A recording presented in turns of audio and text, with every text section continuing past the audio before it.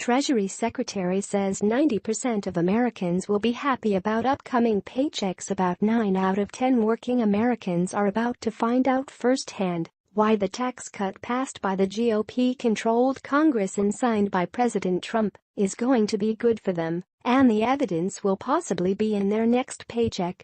According to CNBC, the Treasury Department released the new withholding tables for taxes at a press conference on Thursday.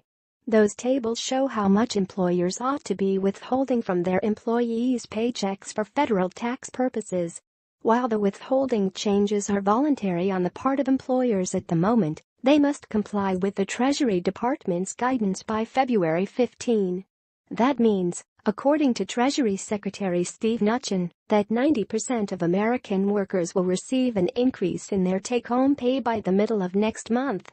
During the press conference, Mnuchin also applauded Walmart for its decision to voluntarily raise its base wage for workers to $11, saying that it was something Americans should expect under the new tax plan.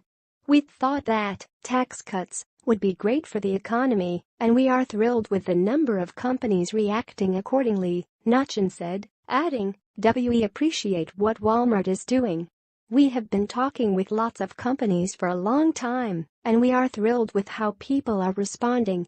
Asked about increasing the federal minimum wage, Mnuchin said that, while he thought the most important thing is for companies to increase their wages, that different companies will do different things. Among the different things mentioned by Mnuchin were investing capital back into their businesses or giving that money back to their workers.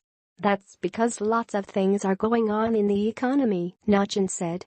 "Indeed, we've already seen lots of things happening partially due to the tax cut."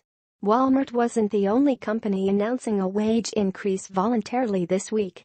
Banking giant Capital One also said that they were raising their minimum hourly wage to $15. Meanwhile, we had a bevy of companies giving bonuses to employees right after the tax bill was passed, including Boeing, Fifth Third Bancorp and Wells Fargo.